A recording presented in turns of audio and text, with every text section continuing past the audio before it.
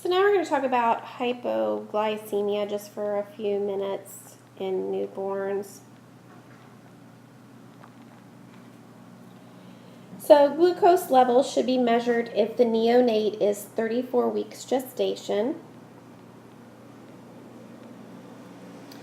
or if there are any kind of risk factors or clinical manifestations of hypoglycemia are present.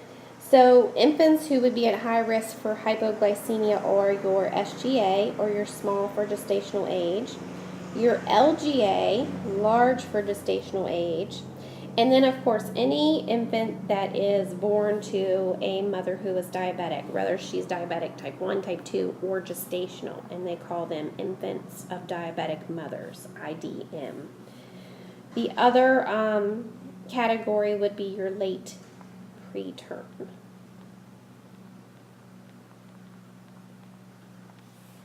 Infants. All infants who are at risk should be fed within the first hour within the glucose testing done 30 minutes after the feeding. So any infant that's at risk, we want to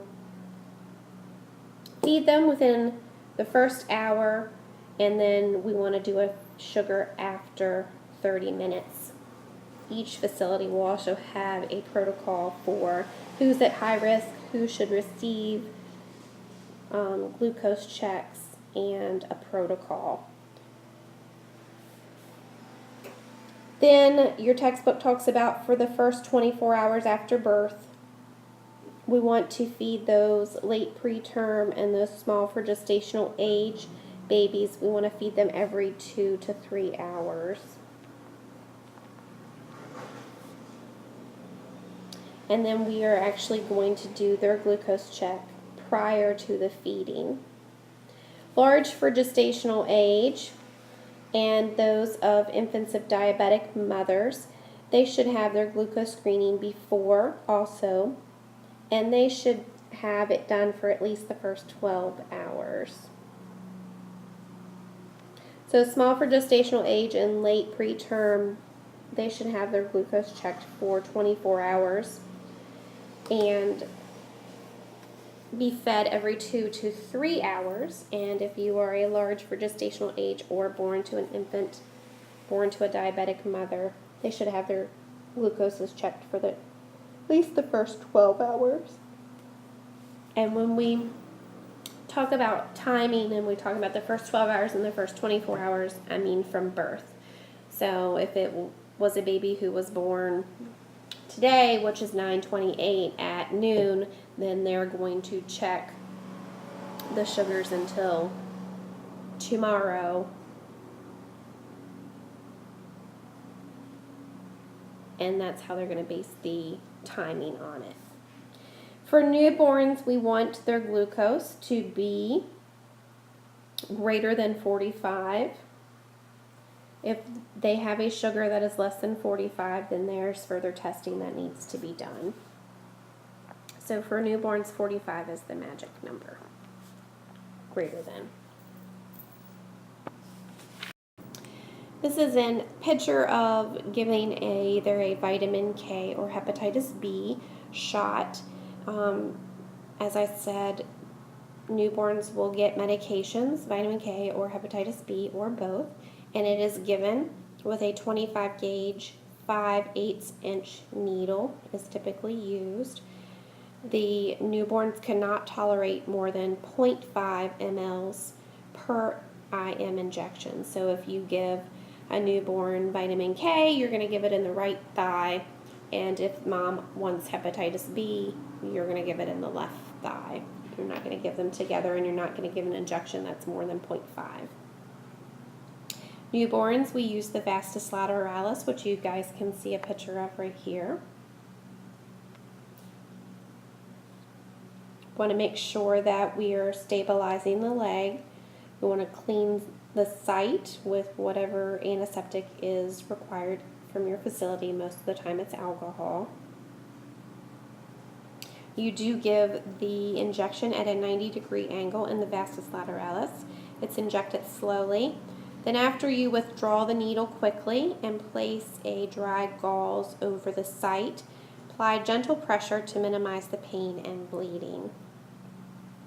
After, you want to make sure that you comfort the infant. If it's an infant and you did the injection in the room, then you want to, wrap baby up, hand baby back to mom or dad, and let them cuddle and kind of soothe baby a little bit.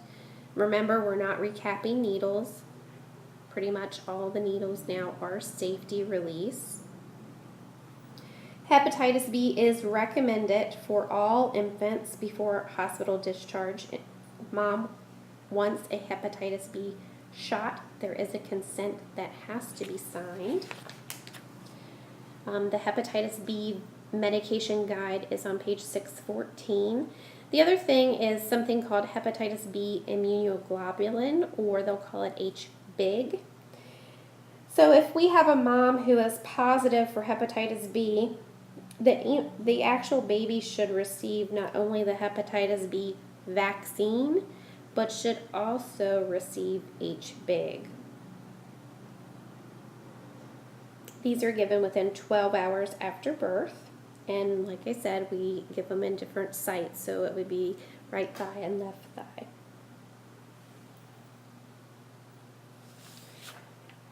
If mom wants her baby to receive the hepatitis B vaccination, it is a series of 3.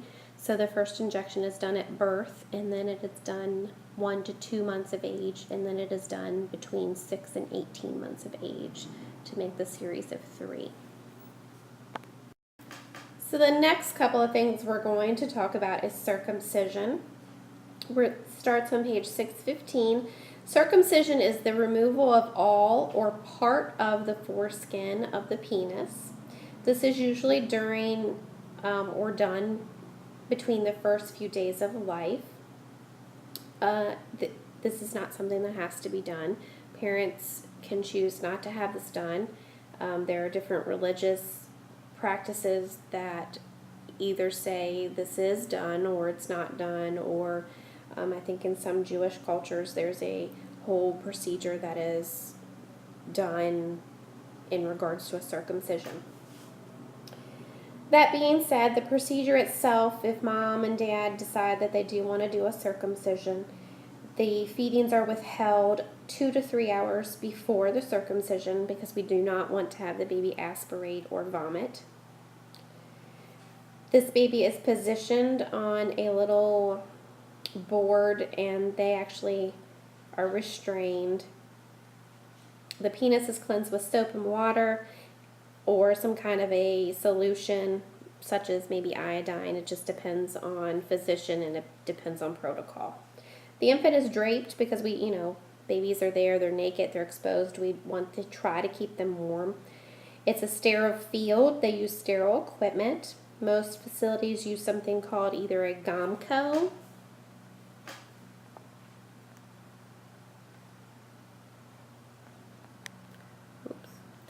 or a Mogen. This is the instrument that you are looking at right now, is the GOMCO, and that's just a different instrument. There are different sizes that can be used. There's also something else called a plastic bell, which we'll talk about in a few minutes. It's just a little bit different than the GOMCO and the Mogen, and it's called a plastic bell. So it usually only takes a few minutes to perform. They either use the GOMCO or the Mogen. It is surgical removal of the foreskin. After the removal of the foreskin, the baby has petroleum jelly placed on the actual tip of the penis. Most of the time they use a Vaseline gauze and wrap it around the tip of the penis, and then they apply extra petroleum jelly because we do not want the penis to get stuck to the diaper. And this is used for the first few days to actually prevent the tip of the penis adhering to the diaper. With the plastic bell, it's a little different. You actually fit it over the glands, and then the suture is tied around the rim of the bell, and then the excess skin is cut away. The plastic rim actually remains in place, and it stays in place for a week. It will fall off after it heals, and that usually occurs within 5 to 7 days.